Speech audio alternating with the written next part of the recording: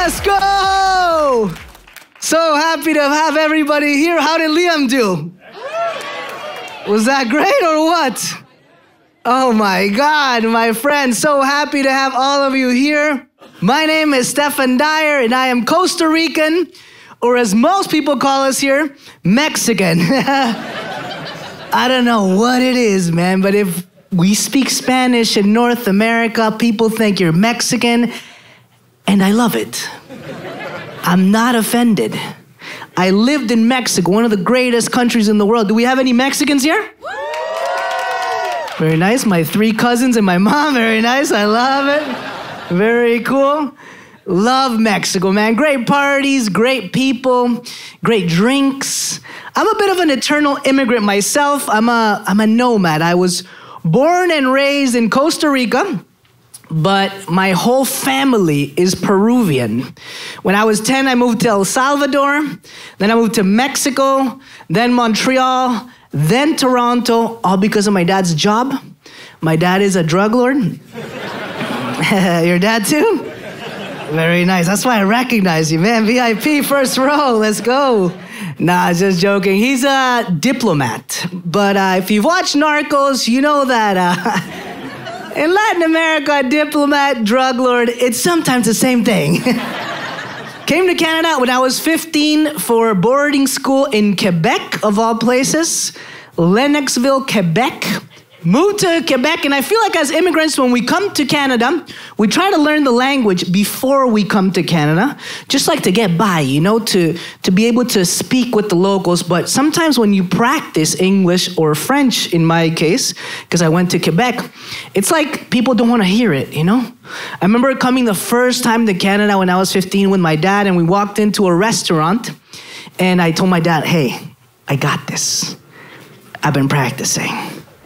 So the waitress comes up and she's like, hi, in French, right? She's like, hi, what can I get you? And I go, quelles sont les spécialités du restaurant? And she goes, hablas español? I'm like,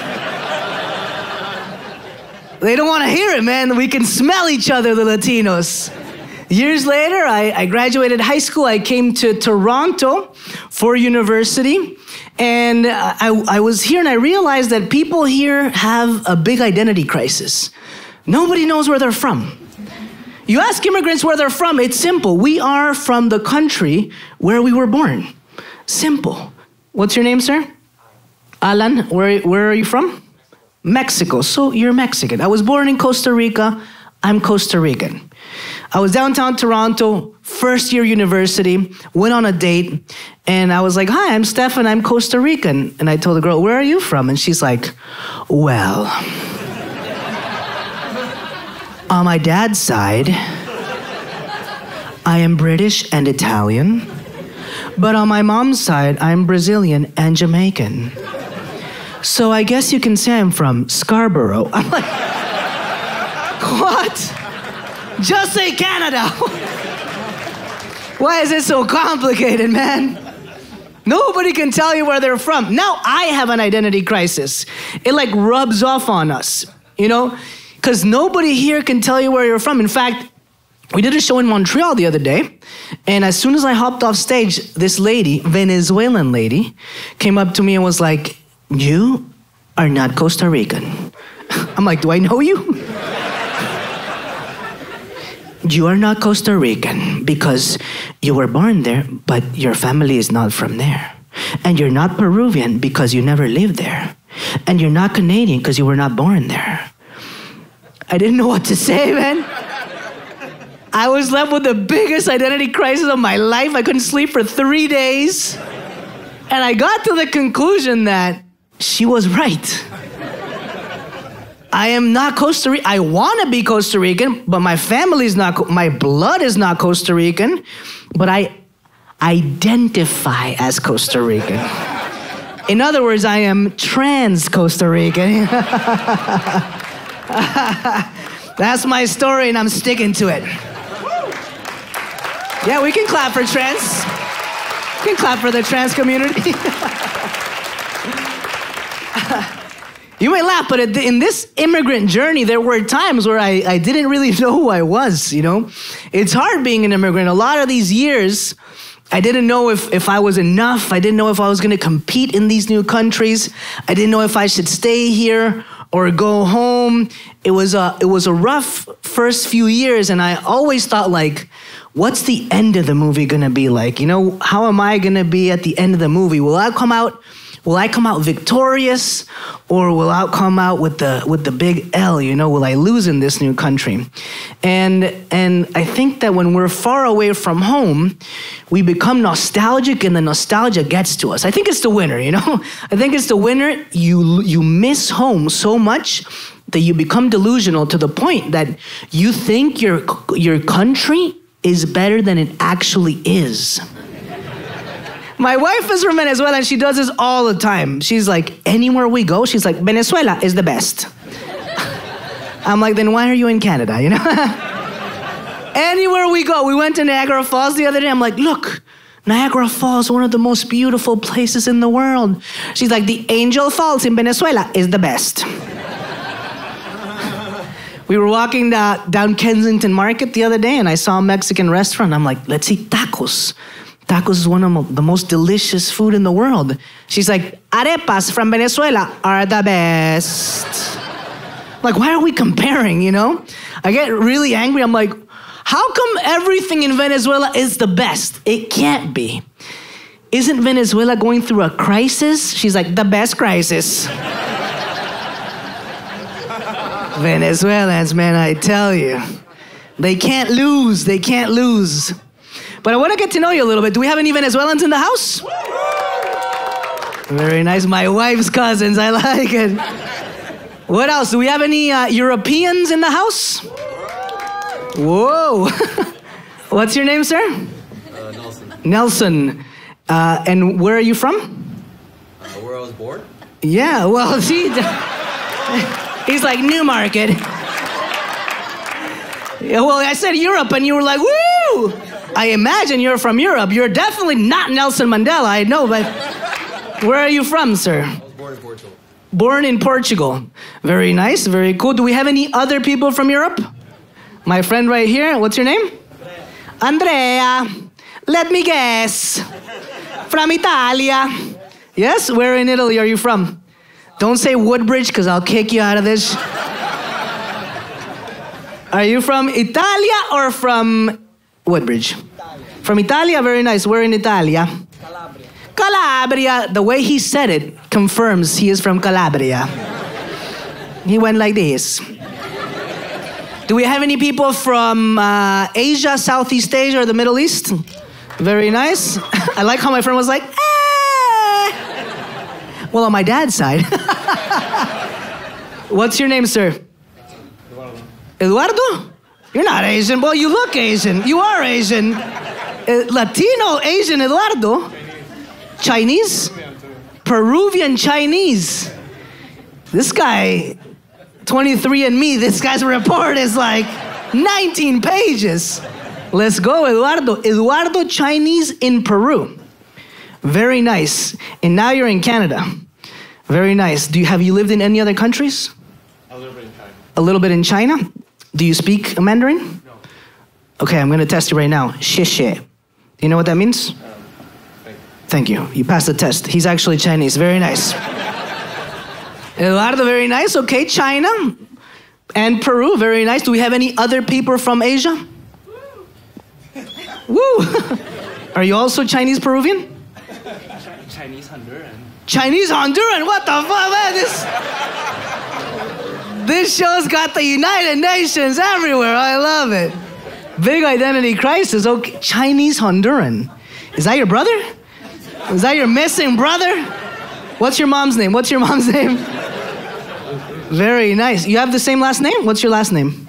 Lamb. Lamb, and you? Woo. Ah. Would have been a really nice coincidence. Do we have any Indians in the house? Very nice. What's your name, sir? Yes.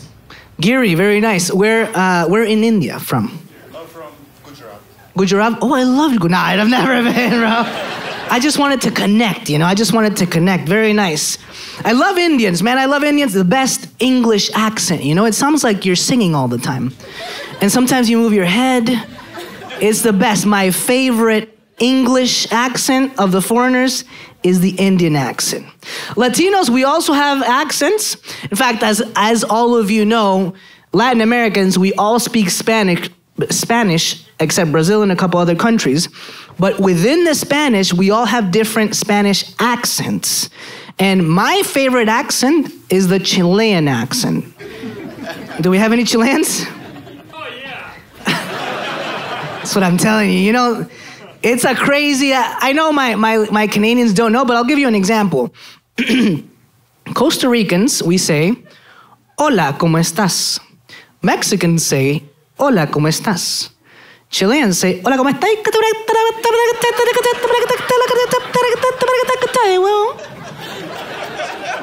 It's like they're singing all the time. In fact, the Chileans are the Indians of South America.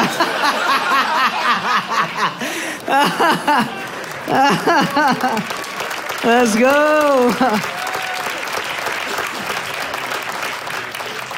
You know, as long as you like identify as something, people love you in Canada, man. This is why this is the best country in the world.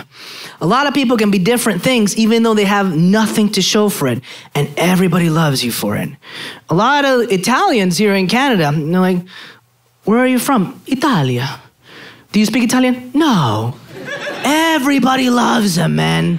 I'm jealous of Italians. Everybody loves Italians. I'm very jealous of Italians. I'm also jealous of Mexicans. Do we have Mexicans in the house? Very nice. You know, you know why I'm really jealous of Mexicans? Is because Canada, to all the other Latino countries, is like, hey, you guys, you have to spend like a year getting all your paperwork ready just to apply for a visa. A visitor's visa. But to Mexicans, Canada's like, actually, we love you. Don't apply for anything. Just come into our country. I love Mexicans, but I'm a little jealous. I'm a little bitter. And now, because Canada doesn't require Mexicans to get a visa, Toronto is full of Mexicans, man. Too many Mexicans in Toronto.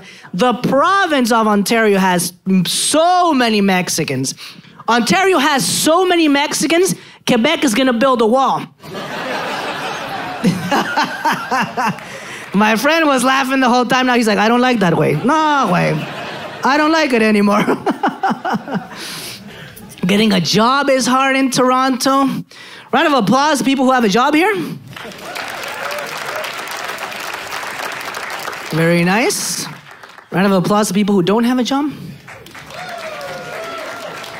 Same people are clapping. Bunch of liars, man. Getting a job is hard because in Canada, you have to do networking. Not something we're used to in the third world. Networking. You gotta go have all these coffees with local people. If they like you, they may give you a job.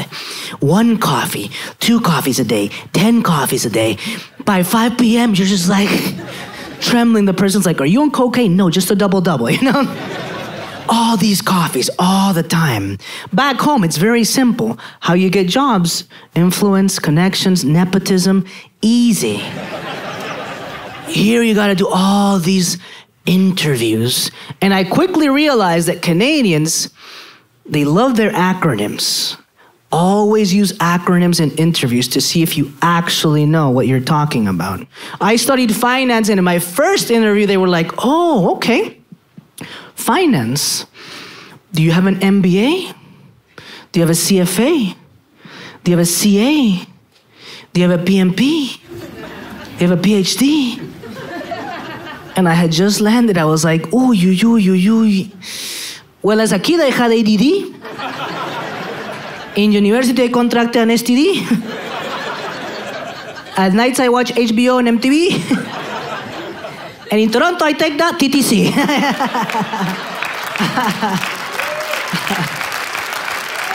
But those I don't have. Canadians are actually so nice that they want to help you, you know? I ended up having this coffee with a lady, and she was like, you know what? you're funny. I'm gonna help you. I was like, well, that was simple. Would have saved myself 9 billion coffees. And she was like, send me a resume, and in a couple days, you're gonna get a call. Let's get the process started. So I was ready, man. I had researched the CEO, board of directors, read the annual review, like in the news, I'd read everything about the company. I was ready for this interview. The lady called me and he's like, Mr. Dyer, the objective of this call is to just talk a little bit about what you included in your resume. But as an immigrant, when you hear the magic word resume, you're like, which one did I send them? Which one did I send them? Because when you come to a new country, you're an architect, you're an engineer, you're an Uber, you're a stripper, you're a referee, you're everything, man. We gotta reinvent ourselves. Canadians, not like that. They do one thing and one thing only very well. They specialize, very smart people. You ask a Canadian a question in an interview, they will answer 1 or 2 words maximum. You ask an immigrant, we say 100 things. Hopefully one of them is correct, you know? You ask a Canadian, what do you do? Engineer. You ask another Canadian, what do you do? Architect. You ask a Latino, what do you do? We're like, what are you looking for, my friends? I can help you. If it doesn't exist, we can invent it, my friend. Because I am unemployed, but identify as an entrepreneur. Man, it's hard. Thank you, thank you. But the most exciting part is when you get that job offer. You know, you persevere, you finally get a job offer. And to my more recent newcomers, I'm gonna save you the suspense. The most exciting part about getting a job is getting a job. That's it. It's that precious moment when you get the job offer, you open it, you don't even look at your name because you know they butchered it, you know? You go to the bottom of the job letter, look at the salary in dollars, you convert it to the local currency of your country, you compare yourself to your childhood friends and say, I beat you. You losers!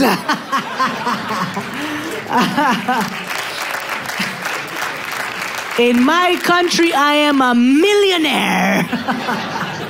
In Mexico, in pesos, I am a billionaire. In Venezuela, in bolívares, I'm a trillionaire. That's the best, man. That's the best. That's it. That's the moment. You don't even get a job that you want. You get a survival job in the beginning, right? I studied finance. It took me so long to get a job at a bank. I worked at a call center at the beginning. And I remember I worked at a call center for a couple weeks, but I already had a scheduled trip to Costa Rica. So they allowed me to start working at the call center and then go to Costa Rica. So I had worked for a couple weeks, had like $1,000 coming my way. And I went to visit Costa Rica. I went to visit to my hometown. You ever been to Latin America and as soon as you step foot, you forget you're broke in Canada? It's the best, man. I arrived home, went to dinner with my whole family. I'm like, hey, relax. I got this. It's on me. You come out of the restaurant handing dollar bills to all the poor kids like Angelina Jolie, baby. I got this. I am royalty in Costa Rica, man. But everybody loves you when you're treating them to stuff, right? Everybody's like, dude, it's so good that you did not forget where you came from, man. We're so proud of you, bro. We're so proud of you. But if you do something that they don't approve of, they lose it on you. I remember a couple months ago, I was driving with my cousin, and there was a red light, so I stopped. And he's like, it's okay, man, it's just a red light. Continue. I was like, no, it could be dangerous. He's like, oh, the Canadian guy. I am sorry, royalty. The Canadian guy now doesn't break the rules. You gotta treat them to stuff. Otherwise, they flip out on you. So I spent like all this money back home trying to impress my family because God forbid they know you're struggling in Canada, you know? So I spent like 2 months worth of my salary, and now I had to come back to Canada and actually be broke, you know? But I had that $1,000 coming my way. So I was ready for that check. Got that check expecting $1,000, but I got $13. I was like, what? Called the finance department. I'm like, there must be some sort of a mistake. And then they explain, right? Actually, sir, in Canada, we deduct a certain portion of your paycheck automatically without you saying yes. The government takes that money so that you can have benefits in your day-to-day life. So here we have like a medical deduction, we have a long-term disability deduction, we have a critical illness deduction, we have a Canadian pension plan, CPP deduction, we have an employment insurance deduction, we have an RRSP retirement deduction. I'm like, whoa. What do you mean RRSP, what's going on, CPP, what? I'm like, you're telling me that you're deducting money for my retirement in Canada? But you haven't even approved my permanent residence papers? What a genius marketing plan, man. Genius business plan, these people. Canada, a bunch of geniuses. So you're like, at first I was angry. I'm like, screw this, I'm going back to my country. With what money? You can't, because you're broke. That's how they keep you here, man. It's been 20 years and now I am a Canadian citizen. Thank you very much. Living the Canadian dream, my friends. But everybody back home thinks that just because you live in North America and you make money in dollars, they assume you're rich, right? Just because we make money in dollars, they assume we're rich. And a lot of people will judge not knowing what we go through. I remember years ago, a Mexican friend called me and he's like, dude, what is this I hear? That you with a finance diploma from one of the best universities in the world and you're working minimum wage at a call center? And then he said something that pissed me off. He was like, you need to get out of your comfort zone. I was like, what the fuck? My comfort zone? I am way out of my comfort. I can't even see my comfort zone. He's like, yeah, get out of your comfort zone. And he hung up on me. Man, people judge a lot. In fact, a lot of locals judge too. They're like, immigrants are the problem. They work cash because they don't want to pay taxes. They should pay more taxes. They only get that cash and they send it outside of the country. They're the problem. They should pay taxes. But what a lot of people don't understand is that immigrants, we pay twice the tax that you do. We pay the government tax and we pay the family tax of the money that we need to send back home every month. That's why we picked to only work cash, so we only gotta pay one tax, you know? Equality, you know? That's what we do. Funny enough, the same Mexican guy called me a couple weeks ago, and he's like, dude, Mexico is horrible, man. The inflation, there's like the kidnappings, you can't raise children here, the president is a mess, I don't know what to do. And I literally said, dude, come to Canada. There's a lot of opportunities here. He's like, are you crazy? Do you think I'm gonna leave my country, go start from zero? They're not even gonna recognize my experience with the Canadian experience and come and move my family from another country so I can start from zero where nobody knows me? I was like, you need to get out of your comfort zone. That's how we do, baby. Nobody gets us. The other thing is we gotta do everything in English, which adds an additional layer of difficulty because we get lost in translation all the time. I remember my first job at the call center, I realized that we get so nervous talking to Canadians and we develop these defense mechanisms in order to be able to get by. I find that when we get nervous, we just say like half the sentence in English, and when we run out of words, we complete the sentence with a sound. half words, half sound. I remember I was late the first time and my boss was like, why are you late? I was like, well, the subway, an emergency. And I was like, ah!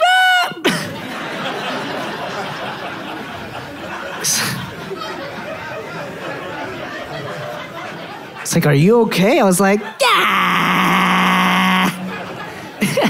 All sounds, man. I ended up working at a bank later on in my career. I worked at Scotiabank, where all the Latinos in Canada work. I worked at Scotiabank for 7 years on the investments team. And you get to see a lot of Latinos come to Canada and also get stuck with the English, also get lost in translation because it's their second or third language as well. And my favorite day out of the 7 years I was at Scotiabank was when they brought this lady from Bogota, Colombia, to work with us here in the investments team. Very professional, director, an expat. And that first day, she was telling us that she was very proud because her son Ernesto had just been accepted to Yale University. You guys know Yale, Ivy League University. She was telling us in Spanish. We were all here sitting. And then a Canadian VP walked in and he was like, hey, Maria, what's going on? It seems like everybody's congratulating you. Can you translate? And Maria, it's like she took Duolingo with Gloria from Modern Family, you know? Her English was not very good looking, and the VP's like, hey, Maria, what's going on? Can you translate? Maria gets up in front of the entire investments team, and she's like, ay, Mr. Esme, let me tell you. I'm so proud of my son Ernesto because he's in jail. The VP's like, oh my God. In jail? She's like, yes, for 4 years. He's like, oh my God. Can we do anything to help? She's like, ay, Mr. Esme, it's so hard making friends in jail, you know?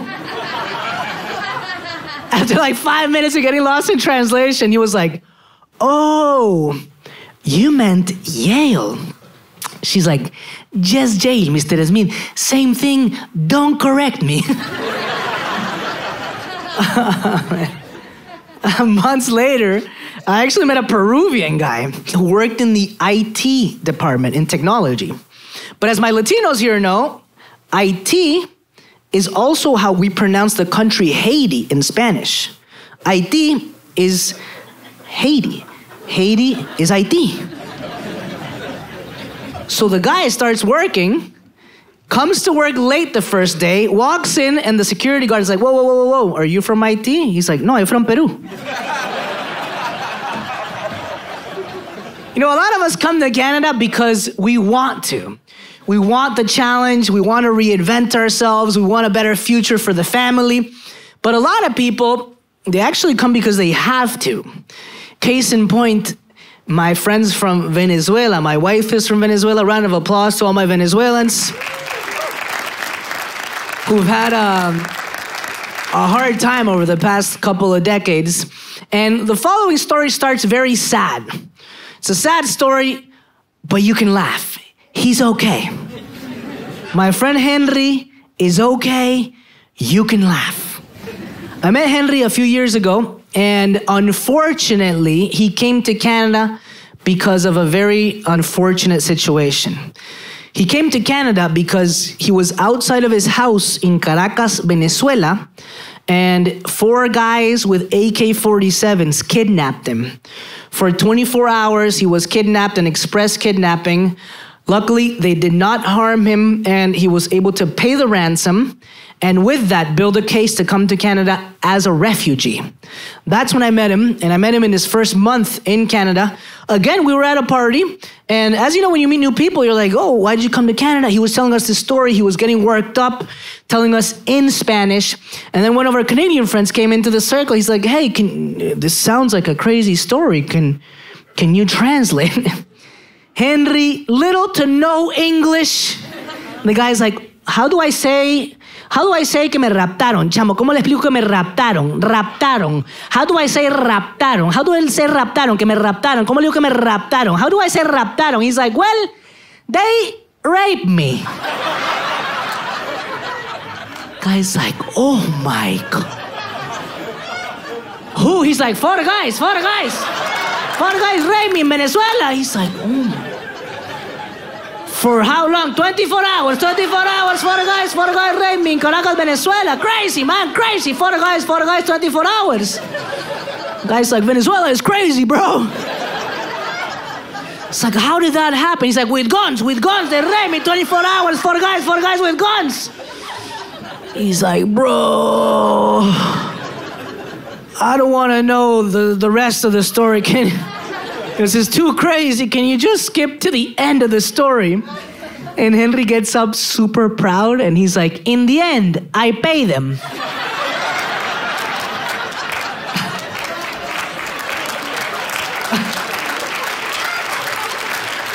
What? Dude, there are things that happen in our country that just have no translation, you know? Things that happen that just do not happen here. Dating is hard too because I feel like it's super expensive to be romantic in North America. Back home is cheap. You can be a gentleman for cheap. You can be romantic for cheap. You know, it's so cheap. You have a car so you can be a gentleman. You open the door for the girl. In Canada, it's the same. You open the door, but of the bus, you know? It's expensive to be romantic. Back home, it's so cheap that you go to a restaurant, a fine restaurant, and the waiters know you because you've tipped them for so long. They know you. You enter the restaurant with your date. They're like, Don Stephan, your favorite table, 2 cervezas, very cold. Muchas gracias, Julio. Thank you very much. Here, you can't go into a fine restaurant, can't go into the CN Tower and be like, Julio, 2 cervezas. You can't do that because you get deported, you know? You can't. Real estate back home is cheap, so houses are a lot bigger. You know, if the date goes well and the girl comes home, you can make love in the bedroom. Then you can make love in the living room. Then you can make love in the kitchen.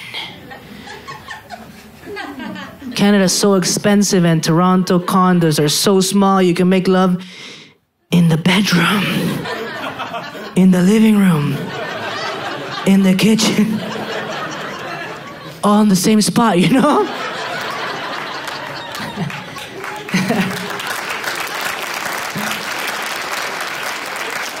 It's expensive to be romantic. On top of that, we do things totally different in our countries. Here, it's the first world, so you have online dating. Round of applause if you've ever been on the apps, on Tinder, Hinge. Okay. Just a timid 10%, okay. The other 9% are hypocrite liars. Dude, it's a whole new world out there. I'd much rather meet people in person, because online, it's like Forrest Gump. You never know what you're gonna get, you know? It's a totally different world. Before I met my wife, I was on Tinder, and I went on a date downtown Toronto by Bloor and Young at this bar called Bar Volo. And I remember I was meeting my date, but it was a different bar. It was a kind of a very cool bar because the tables were long.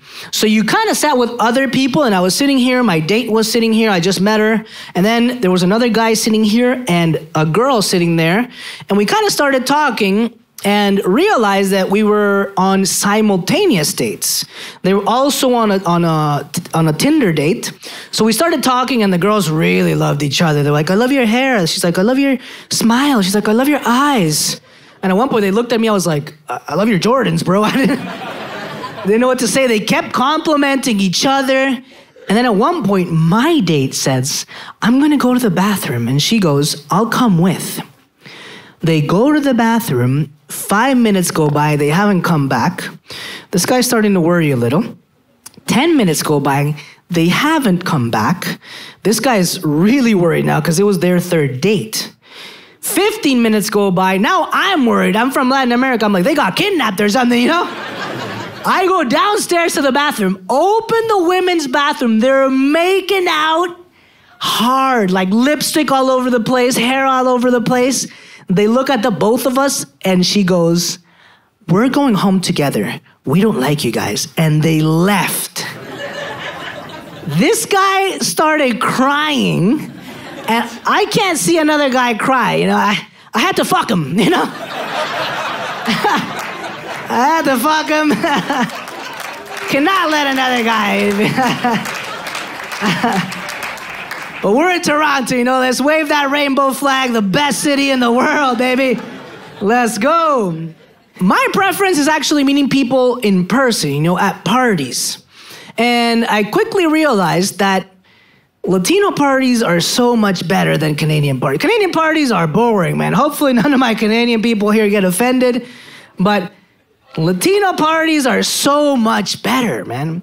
We have salsa, merengue, bachata, reggaeton. You can't compete.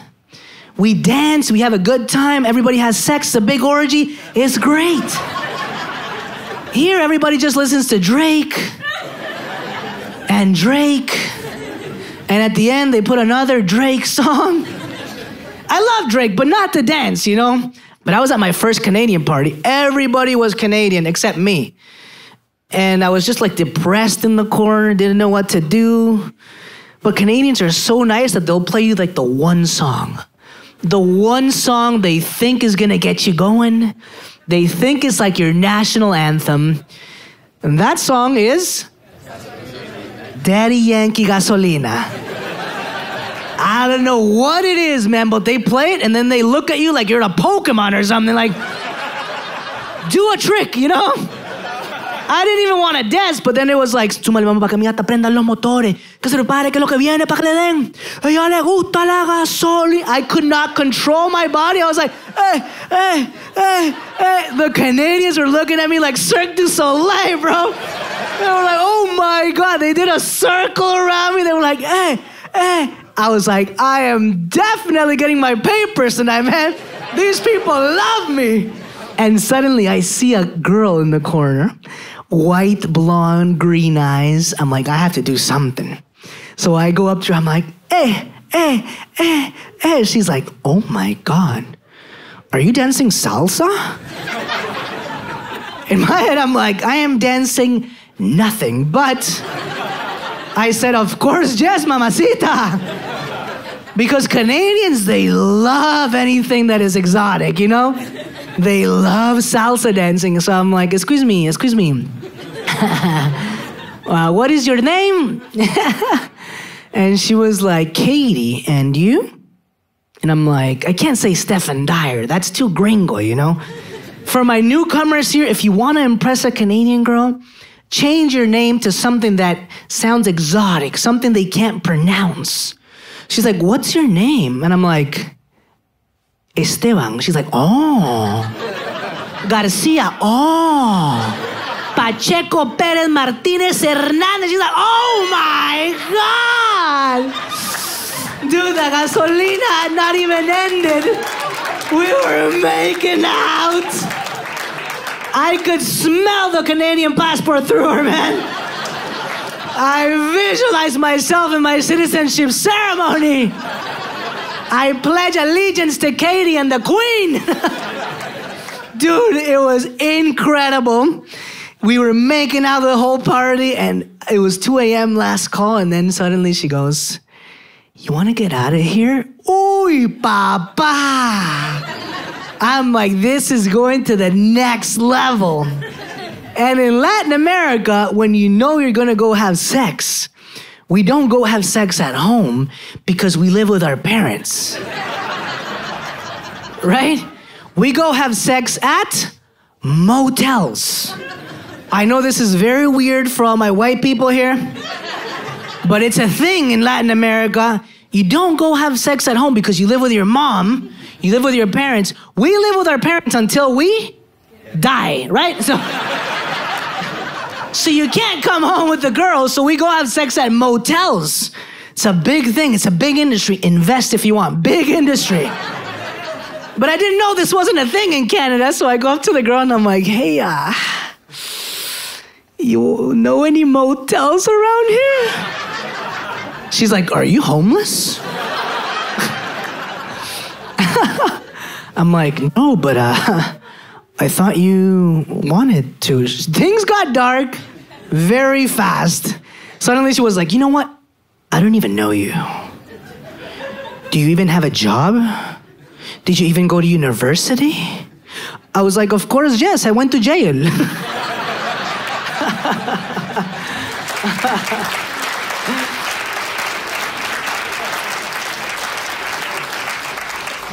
I love this dating thing. I date some Canadian girls, but I prefer my Latina girls. You know, I married my beautiful wife from Venezuela, but I really like the mixed couples. Do we have any couples, by a round of applause, do we have any couples where one of you is Latino and the other one is Canadian or European? So let's see, round of applause, mixed couples.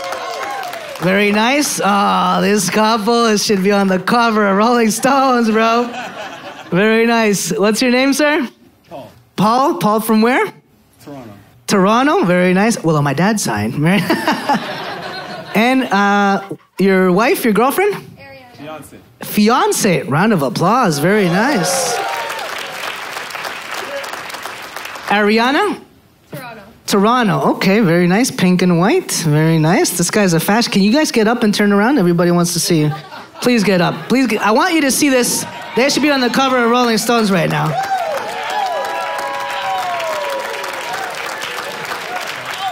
Those babies are gonna come out nice, bro. Beautiful babies, that mocha tan, baby. Let's go. I love it. Do we have any, like, a Latina girl with a Canadian guy? Round of applause. Very proud. Here! Very nice. What's your name? Ceci. Ceci, from what country? Mexico. Ceci from Mexico, very nice. And that's your boyfriend, husband? Husband, very nice. And what's his name? Ryan, very nice. Yeah, you look like a Ryan. Very nice. Very cool. How long have you two been together? 17 years. 17 years. Wow. Ceci, a visionary, bro. Visionary. She didn't waste any time with Latinos. She went straight for the kill, you know? 4 months after you came to Canada, you got married? Yeah. So you definitely got married for the papers. Let's go. The true Canadian dream, baby. Visionary. Says he walked out of Pearson, went into the first Tim Hortons she could find. She was like, hey, Ryan, are you here? Can I have a double and a Ryan to go, you know? Very nice. And Ryan fell for it, bro. Let's fucking go. I love it. Ryan, we love you, man. A true ally right here. A true ally. And where was your first date? Tim Hortons. The unofficial. Yeah, Ryan didn't even know he was at a date on Tim Hortons. We went to a movie. You went to a movie? And Boston Pizza. You went to a movie and Boston Pizza. And did Ryan pay for the movie and Boston Pizza? Oh, very nice. Ryan scoring some mega points. Very nice. And where are you from, Ryan? Well, on my dad's side. Ryan, where are you from? I'm from here. From here? From Paradise Theater? From Toronto or any other city around the GTA? Yeah, grew up in Pickering. Grew up in Pickering, very nice. Yeah, you went straight for the kill, Ceci. That Canadian passport, baby. You know, you meet a guy from Pickering, he's for sure like second, third, fourth generation. He's got like a ton of passports. Very nice. And then probably Ceci slipped it in like 10 months in, she's like, hi, Ryan, you know what? I miss my mother. I miss my brothers and sisters. Now Ryan lives with all the Latinos, man. That's what we do. Ceci's sneaky, bro. That's what we do. Hi, my mom is sick in Mexico right now. She misses me so much. She doesn't even need a visa. Let's just welcome her for a couple months. It's been 17 years with the mom. Let's go. Very nice, very nice. Did we bump into these parties, these Latino parties, where like everybody's Latino and then Ceci walks in? with the Canadian boyfriend with Ryan, but she walks in like she's Meghan Markle with Prince Harry. Look at me, you losers. I am the Duchess of Sussex. More like the Duchess of Pickering, but you know. Look at me, you losers. It's gonna take me 2 years to get my papers, and all of you a decade. Everything is fun and games for Ceci and Ryan until the Latin music starts. Because we're all dancing and Ceci wants to dance, but now she's like, where do I put Ryan? Where do I put Ryan? Where do I put him? It's like a crystal vase, it's gonna break. Can you hold Ryan for 5 minutes while I dance? Where do I put him? Where do I put, can you hold him for a while? And now she's gotta make an executive decision because she wants to dance, you know? She's like, do I get my dance on or do I get my papers, you know? But she decided very well. Round of applause to them.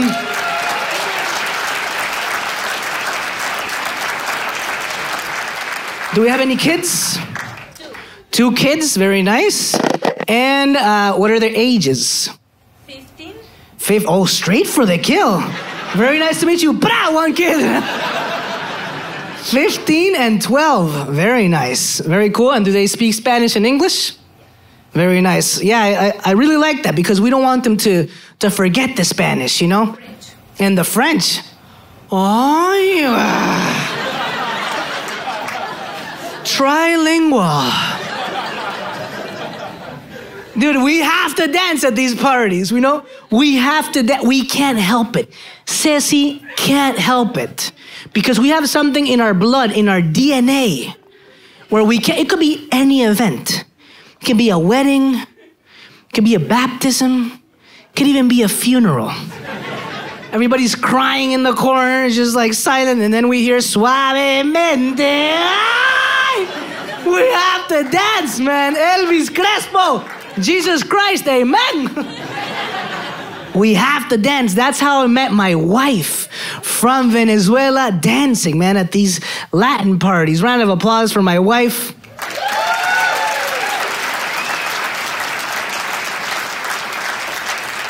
It's a whole nother level to get married. You know, you have to share a lot of stuff. You get to actually see what it's like to live with somebody else.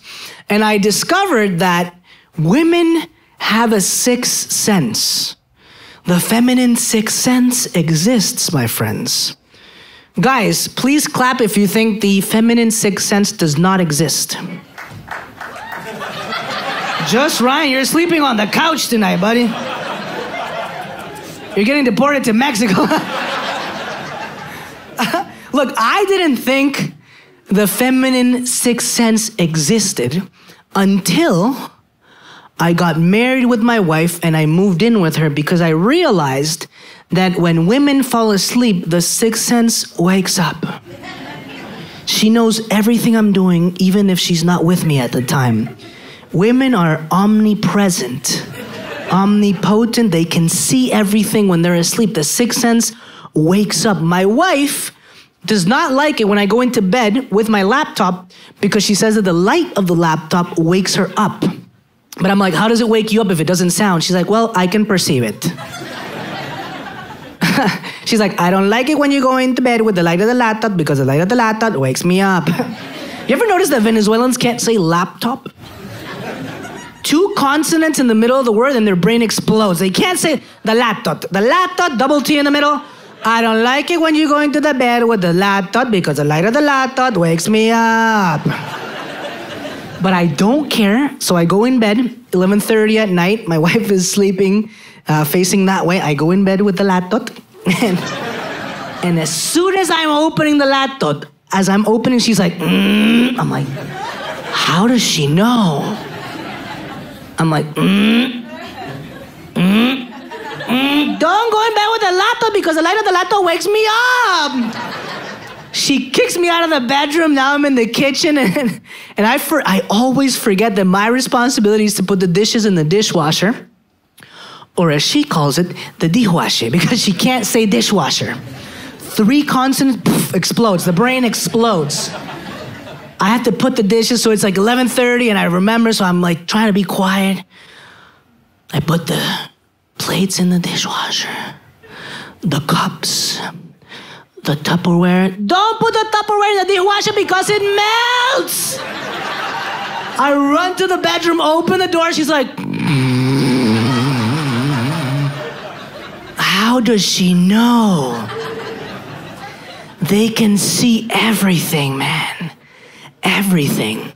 My wife also does this thing that when she wants something, she'll come to my little den, like I have a little office in my apartment, to like socialize it when she's actually already made the decision. You know what I mean? She wants to socialize it, but she's already made the decision. So she comes into my den and she's like, do you have a second? I'm just on my laptop like, well, you're already here, come in. She's like, I was thinking that because of the interest rate environment, cottages right now are a little bit cheaper. I'm like, okay. If we take the down payment from our line of credit, maybe we could afford it. I'm like, okay. She's like, I already called the bank. I'm like, you know we can't afford it, right? She's like, you already signed the papers. I'm like, I didn't sign anything. She's like, congratulations, you own a cottage now. What? Man, she does this thing all the time. They make decisions, they come and socialize it with you, but in reality, they already did the thing they wanted to do without your approval because they know they own you. That's what women do, man. They're crazy, but I love her. I love her so much because I want you to give us a round of applause because she made us parents this pandemic. We just became parents. Thank you so much. We have a beautiful 4-year-old son named Liam. He just turned 4 last week, and he's beautiful, he's incredible, but nothing prepares you for parenthood, you know? It changes you. There's stages to it. The first stage is shock. When you realize that daycare in Toronto is $2,000 a month. $2,000 a month. I know the government started helping recently, but still, when Liam started daycare at 1 years old, until he graduates 4 years old, that means we're gonna have invested about $70,000 at daycare by the time he graduates daycare. 70,000, that's a Harvard tuition. This guy better come out an astronaut by the time he graduates daycare. $70,000. You know what I can do with $70,000 in Costa Rica? I can buy a daycare, like the whole daycare, kids included, the whole thing. I can buy the whole thing, man. So expensive. Then the kid starts to grow up, you start to get worried, you start to think, oh my God, I'm gonna have to pay all this money. And then you start to change a little bit too, because as he starts talking a little bit, we start to use this baby voice to talk to babies. Do we have any parents in the house? Round of applause, my parents. Very nice. Okay, parents, round of applause if you speak to babies in a baby voice. What a bunch of losers. Until I became one of them. Dude, I thought that people who talk to babies in a baby voice are the biggest losers until I became a dad and I started doing it too. And even worse, I talked to my wife in a baby voice too. It's the weirdest thing. One time we were changing diapers and I was like, baby, are you going to bed early tonight? And my wife next to me was like, depends, daddy. I was like, oh my God, we're talking to each other in a baby voice through Liam. I was like, well, what the hell, let's continue. I'm like, depends on what, baby? My wife was like, depends on if we're gonna use this time to give me a baby brother, daddy. I'm like, there's no money for a baby brother. It's like, what do you mean? I'm like, daycare in Toronto is very expensive, baby. She's like, well, if daddy wouldn't have quit his full-time bank job to tell jokes for a living, maybe we could have sex in this house. I'm like, wow, man, you got really angry at that. It's stages, you know, all these stages. Around the 3-year-old mark, you realize that kids now have to talk, and you realize that parents in North America are very competitive. They want their kid to win and yours to lose at all costs. The competition at 3 years old is how many words can the kid say? How many words can the kid say? Because if he can't say the words that he's supposed to say according to his age, they call you into a meeting at daycare and they tell you they're gonna have to send him to the speech therapist. The scary speech therapist. Ooh, they make you feel like you failed as a parent if your kid can't say the words that is required for his age, and they gotta send him to the speech therapist.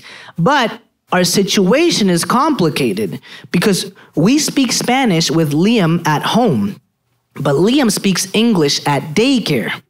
So he gets confused and he doesn't talk anything we understand, you know? He sounds like a minion the whole time, you know? And I'm like, Liam, ¿quieres ir al parque? You want to go to the park? He's like, no, bebé, que si quieres ir al parque, you want to go to the park? He's like, banana. And now we get invited to these daycare parties, you know? And the other day, the kids were playing there, the parents were here, and this mom, oh my God, classic unsolicited advice. She's like, did you know that according to the International Pediatric Association, toddlers that are 3 years old are supposed to say 50 words and use them fluently in sentences. My baby Kyle already says 108 words. How about Liam? And we look at Liam in the corner, he's like, I'm like, no, not in front of Karen, you know? She's like, how many words? I'm like, Karen, you don't understand because it's Spanish. But she was like, oh, full sentences and everything. I was like, yeah, the doctor says he's gifted. But she was like, but it sounds very weird. I'm like, yes, because he's from Chile.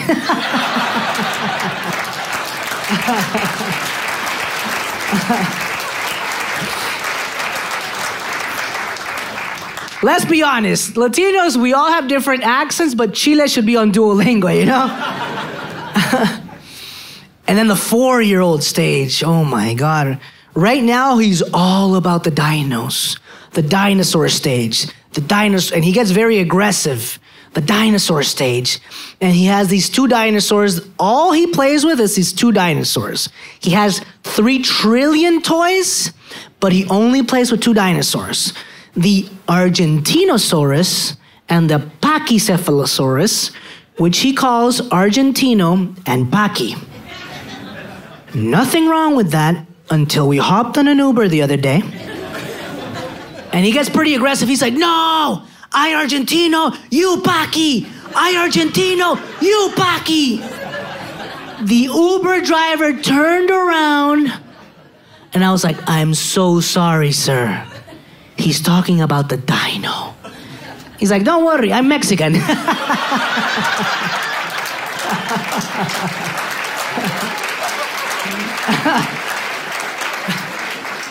It's all about the dinosaurs.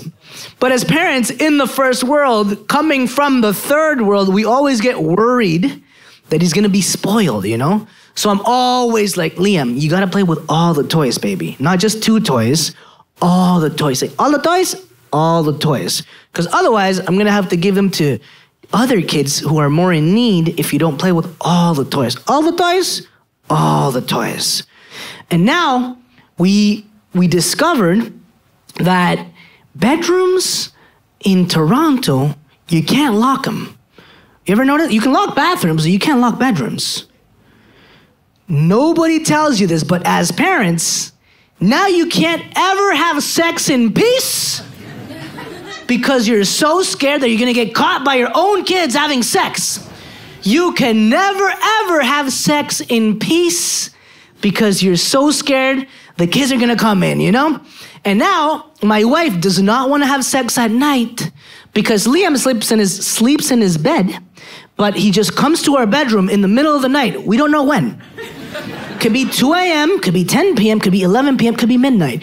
We don't know. So my wife is like, I know, chamo. I know I don't want to have sex right now because I know, chamo. I'm worried that he gets up and he runs to the bed. And Liam doesn't just come in the bedroom. He's like a SWAT agent. He's like, bah! We're like, oh my God. Immigration, what's going on? I know, chamo, I don't want to have sex right now because Liam runs to our bedroom and he gets up and he comes really fast. I'm like, comes fast? Don't worry, I'll beat him. I got this, I'll be quicker. It's okay. I know, I don't want to. The worst part is if you ever get caught having sex by your own kids, the worst thing is that you feel like you're cheating on your son. It's the worst thing ever. The other day we were having sex and we're like, yeah. And then Liam was like, bah! I was like, I don't know her.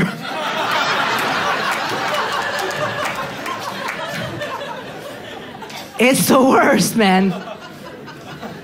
So there I go. I can't live like this. So I have to go to Home Depot, buy like a lock. It's not even a lock. It's like a plastic thing that goes from the wall to the door.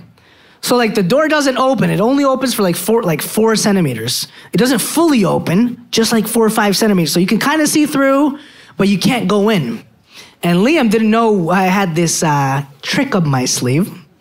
So the other day we were having sex and Liam was like, bah! But he couldn't come in. He's like, just like through the thing, mommy, I want in. I'm like, dude, I want in too, relax. When you get caught, you make up these weird excuses. Like, we were just like, we're playing right now. He's like, with all the toys? I'm like, with a couple, not all of them. It's like, you need to play with all the toys. Oh, man. It's hard, I tell you, man. Nobody tells you these things. Nobody tells you. I created this show from a feeling like a fish out of water when I moved to all these countries. You know, I created this show from a feeling of not knowing if I was gonna be enough in this new country. And I see a lot of newcomer friends hesitate. You know, they don't know if they're enough. They're really thinking, should I go back to my country? And I'm here to tell you, man, take those risks. Take those shots. Escape competition through authenticity. Work super hard, be grateful, but demand more from yourself and from others. Pick something that feels like play to you and work to others and double down on it. Work hard. The work is the shortcut.